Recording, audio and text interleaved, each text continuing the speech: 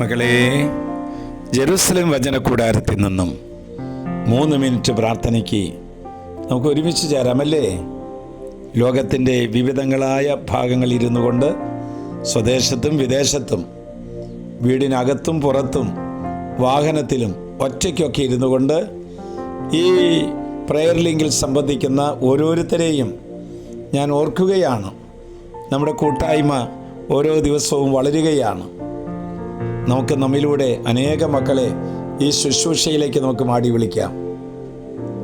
ലോകത്തിൽ സമാധാനത്തോടെ ജീവിക്കുക അതൊരു ദൈവകൃപയാണത്, ദൈവത്തിൻ്റെ അനുഗ്രഹമാണത്. വ്യക്തികളിലും കുടുംബങ്ങളിലും സമൂഹങ്ങളിലും സമാധാനം നിലകൊള്ളുന്നതിനെ തകർക്കാൻ വേണ്ടിയിട്ടാണ് പിശാച് കച്ചകെട്ടി ഇറങ്ങുന്നത്. കൊളോസ്യർക്കാർക്ക് എഴുതിയ ലേഖനം 3-ാം അധ്യായം 15-ാം വാക്യം നമ്മോട് പറയുന്നു, ക്രിസ്തുവിൻ്റെ സമാധാനം നിങ്ങളുടെ ഹൃദയങ്ങളെ ഭരിക്കട്ടെ. ഈ സമാധാനത്തിലേക്കാണ് നിങ്ങൾ ഏക ശരീരമായി വിളിക്കപ്പെട്ടത്. മകളെ, യേശു നമുക്ക് തന്ന സമ്മാനമാണ് സമാധാനം. യേശുവിൻ്റെ ഫലങ്ങളിൽ ഒന്നാണ് സമാധാനം. ദൈവത്തിൻ്റെ സമാധാനം നമ്മുടെ ചിന്തകളെ ഭരിച്ചാൽ ഏത് കാരാഗ്രഹത്തിലാണെങ്കിലും എത്ര വലിയ വേദനയിലാണെങ്കിലും കരൾ കീറുന്ന സങ്കടങ്ങളുണ്ടായാലും വലിയ വലിയ നഷ്ടങ്ങളുണ്ടായാലും പരാജയങ്ങളുണ്ടായാലും സമചിത്തതയോടെ വർദ്ധിക്കാൻ കഴിയുന്നത് ക്രിസ്തുവിൻ്റെ സമാധാനം നമ്മളിൽ ഉള്ളതുകൊണ്ടാണ്. അതാണ് ദൈവ പൈതലിൻ്റെ ലക്ഷണവും.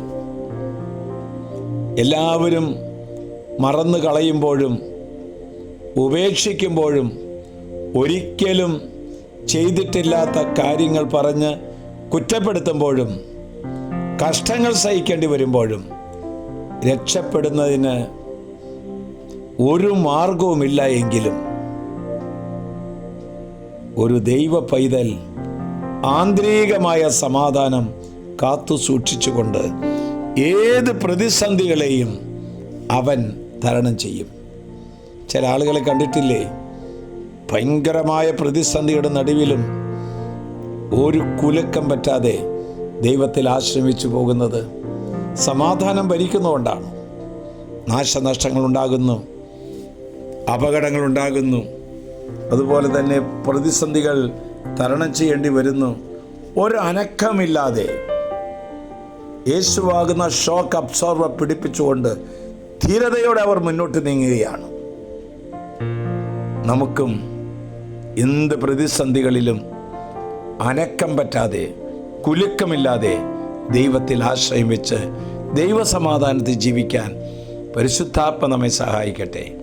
ആശ്വാസപ്രദമായ രാത്രി, പ്രതീക്ഷാനിർഭരമായ പ്രഭാതം, സൽപ്രവർത്തികൾ നിറഞ്ഞ ദിവസം നൽകി അവിടുന്ന് നമ്മെ എല്ലാവരെയും അനുഗ്രഹിക്കട്ടെ. നമ്മുടെ കർത്താവ് ഈശോ മിശിഹായുടെ കൃപയും പിതാവായ ദൈവത്തിൻ്റെ സ്നേഹവും പരിശുദ്ധാത്മൻ്റെ സഹവാസവും പരിമളവും നാം എല്ലാവരോടും കൂടെ ഉണ്ടായിരിക്കട്ടെ. യേശുവിൻ്റെ സമാധാനം ഈ ശുശ്രൂഷയെ സംബന്ധിച്ചുകൊണ്ടിരിക്കുന്ന സർവ്വ വ്യക്തികളുടെ ഹൃദയത്തിലും കുടുംബത്തിലും വന്ന് നിറയട്ടെ, ഇപ്പോഴും എപ്പോഴും എന്നേക്കും.